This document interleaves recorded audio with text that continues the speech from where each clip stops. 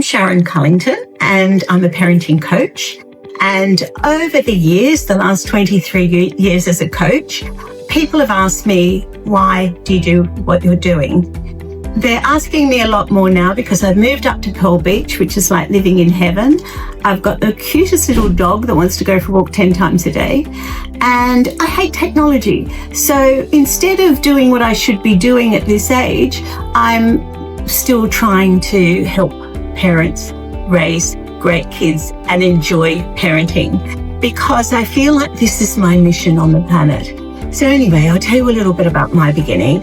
I had a brother who was 11 months old when I was born, and a young mum. She was 16 when she got pregnant with him, 18 when she had two small children, and although she was beautiful and she had a very happy, sweet nature, she was worn down by my father, who had come out here from Germany or Lithuania, we're not sure which one, but he came out here at 14 after the war, and he was told, we hate the Krauts, so change your name, and you can imagine a 14-year-old boy who'd been, providing for his family while his father went to war, and to arrive here to be told that sort of information.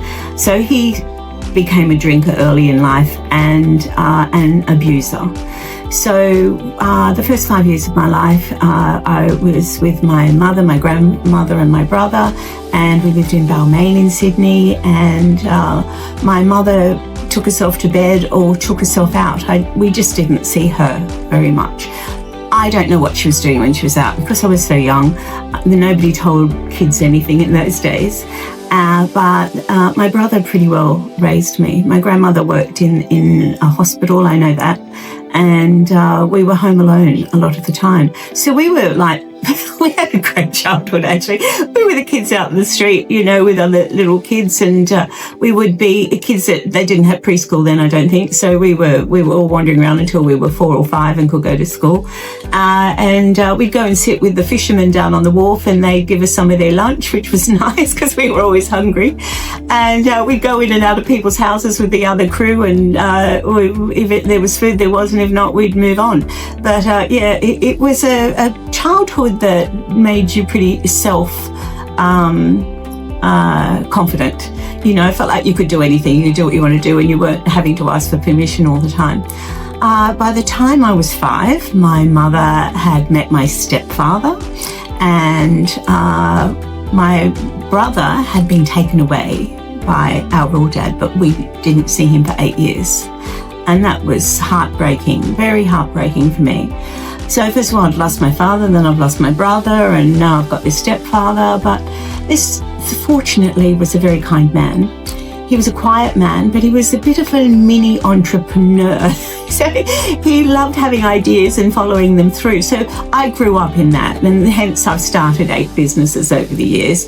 Anyway, we'll get to that. So he was great. But we moved out of Balmain and to a house which they did up and sold in Hurstville, and then another a house in Oatley which they did up and sold, and then we moved into another house in Oatley, and we did that one up, and we stayed in that one for a while. But I'd been to quite a few different schools, and we'd been moved all the time. I was missing my brother.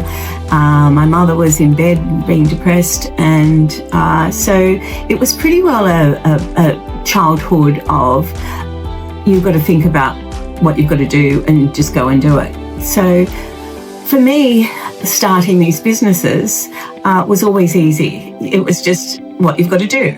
And that's one of the reasons why I want us to raise our children to be thinking and trying things on their own and not having everything done for them, because life is hard and you've got to figure things out a lot. But if our parents are figuring everything out for us and doing everything for us, we're not learning anything. And I honestly believe our job as parents is to teach our children everything we know.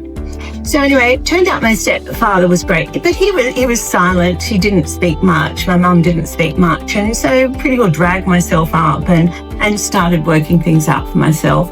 By the time I was 19, I'd been working in fashion, and I said to my dad, why don't we get our own shop? And he said, yeah, that's a great idea. So he got his mate along, and there was a Lend-Lease building empty. It used to be McDowell's on the corner of King and George Street, if anyone knows Sydney. And he did it up in a couple of months, and we moved in there and started business. At the same time, Centrepoint had just opened, and Centrepoint had taken all of the clients because it was mostly fashion in there.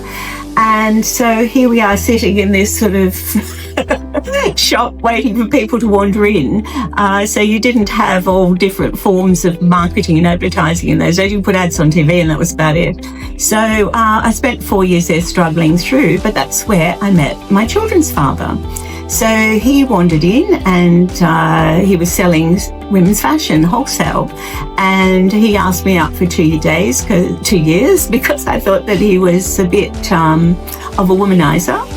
And anyway, we started going out. I think our first date was to the races.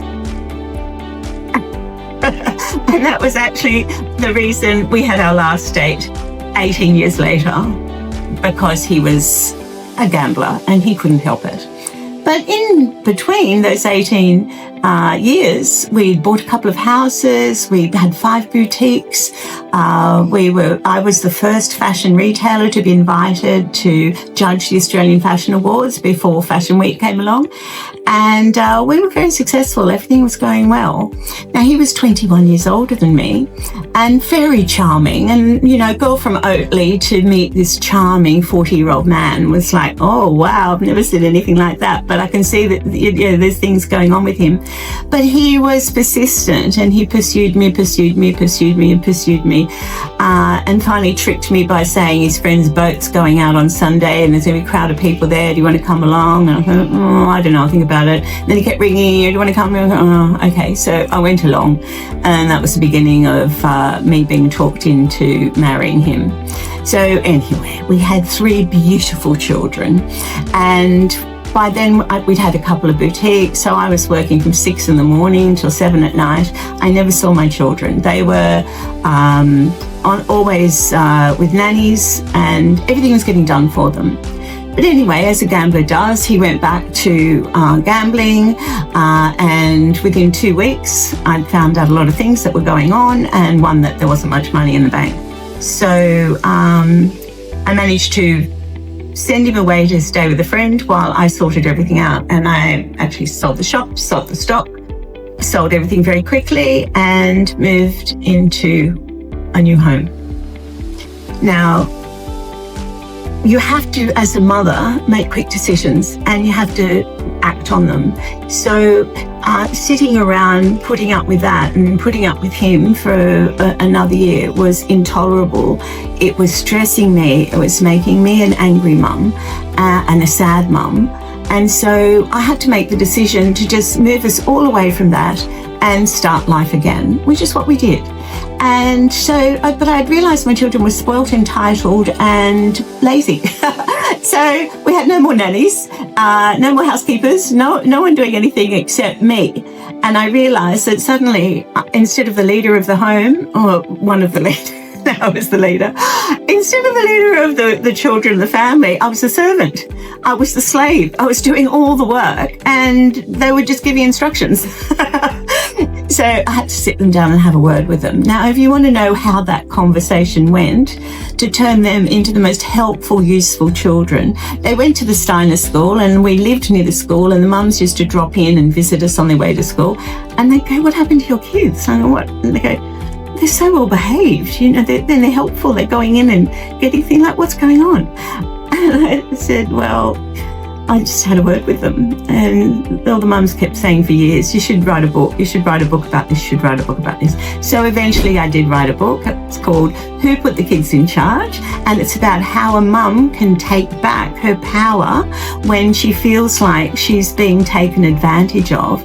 And I had to wake up to see the truth of what was going on, and then I had to slow down so I could think clearly, but then I had to take charge. Hi, welcome to part 2 of the Sharon Cullington story and why I'm a parenting coach. So we got up to, my father was a mini entrepreneur, so I've started 8 businesses. I had 5 boutiques, and then I got a divorce and left with no money. So I started a dinner club for singles. That was really fun. I did that for 4 years, but I didn't make any money out of it. I worked till I was earning $4 an hour. So yeah, that wasn't very successful. But at the same time, I started taking students into the house, and while they were paying me rent, I was able to sit down and work out what else I was going to do to raise my children and not have to take them out of school and, live in a nice house. So I was building up a homestay business. So I took students into the house, and then I would give students to other families, and ended up with 530 families on my books, and it was over 7 years, and I'd visited all those families, and I really loved doing that.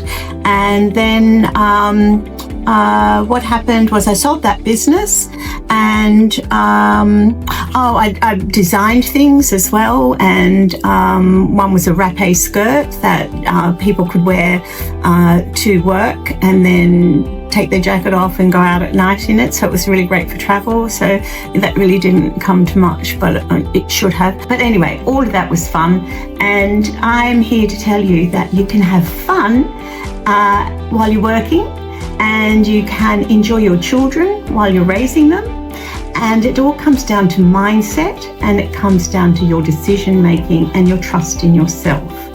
So at Role Model Parenting, I teach you how to speak to your children, so your children want to listen to what you've got to say. Your children trust you know what you're doing, and they can relax because they don't have to keep pushing boundaries to see how far they can go. They don't want to do that. Children love a leader as long as you're fair, firm and fun. So this has taken me 35 years to work out.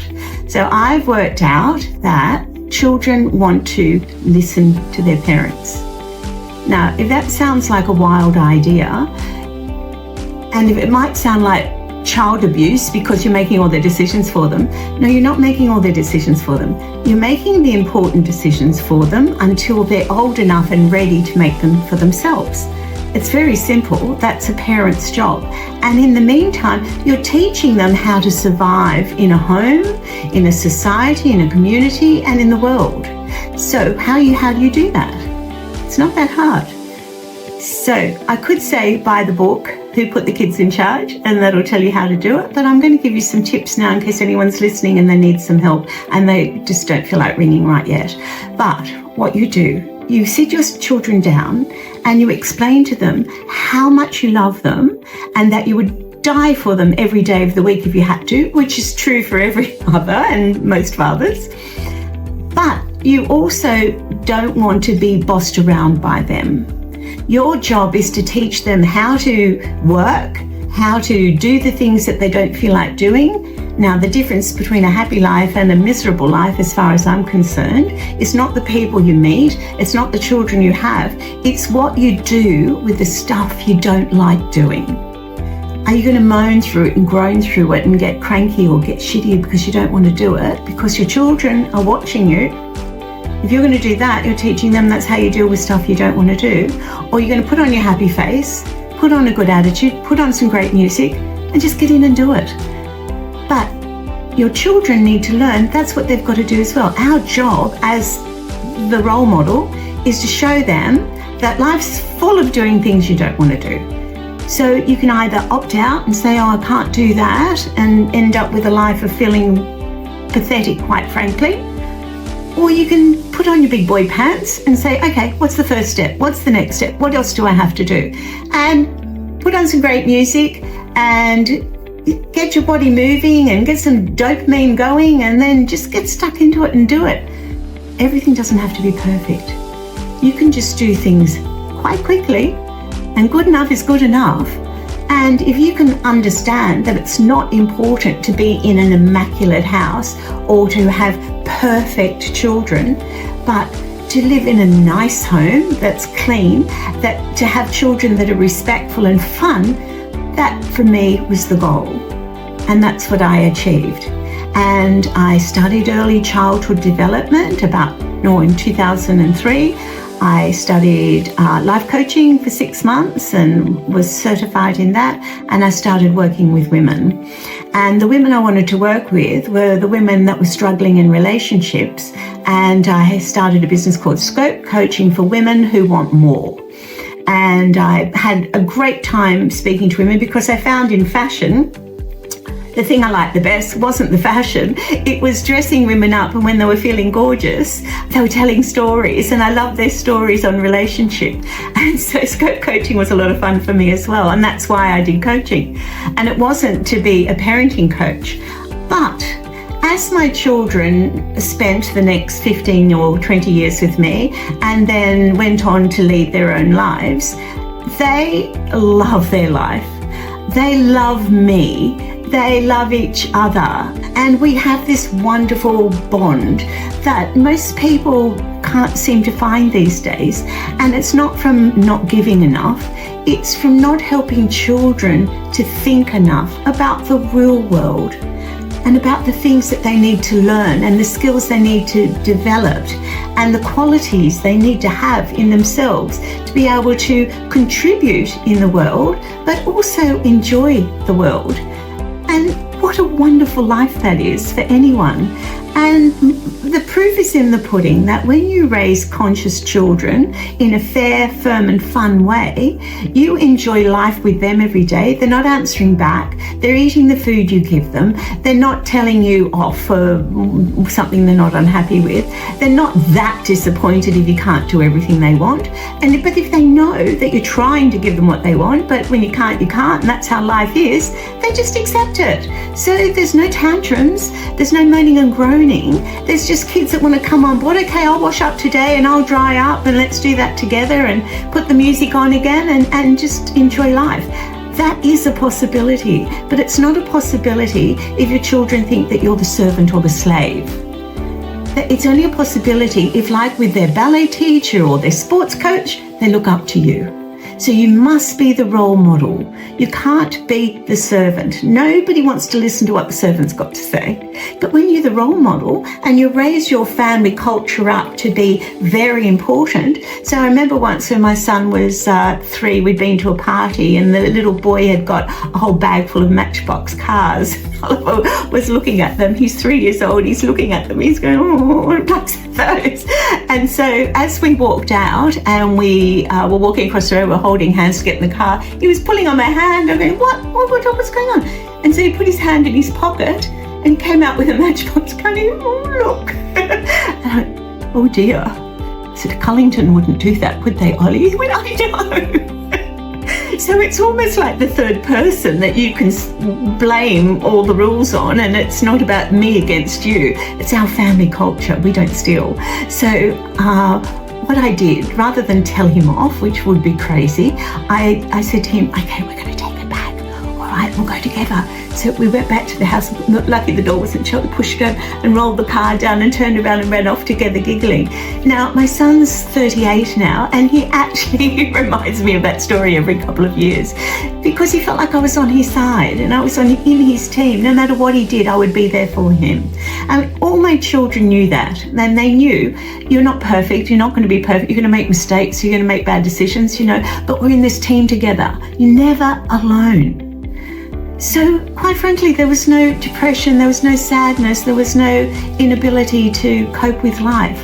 We just we're a team working together.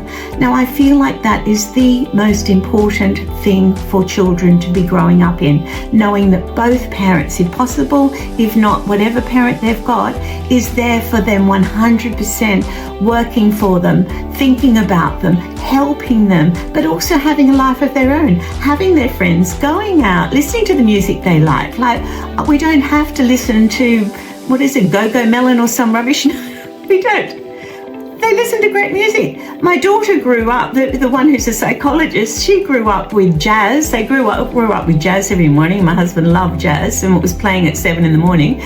And so by the time she was 19, she decided to go to uni and get a Bachelor of Music, which she did, and made some albums and sang at weddings and pubs and had lots of fun singing. And at the same time, she was studying counselling and became a counsellor, and she's been counselling and then did 7 years of psychology. So she's a really hard worker. She's a gentle soul, but she also feels the fear and does it anyway. And my other 2 children are doing just as marvellous things, singing and degrees and working in really important roles and loving their life. So that sounds like something that you think you would like to find out more about. I can help you because I've helped hundreds and hundreds of families. You know, I worked in daycare centres for a short while, and I couldn't help but notice a pattern. And the pattern is the basis of what role model parenting is about. And it's about fair, firm, fun leadership. Now, children are looking for a leader. They'll convince you otherwise, and if you say something and they'll want to say something else, that's how they grow and learn, by pushing boundaries. And they push them until they see that's where the boundary is. But if they push a boundary and see, oh, that one's flexible, they're going to do whatever they can to flex that muscle. But if we're doing that to our children, saying no, put pressure on me, then you get a yes, what do you think you're teaching them?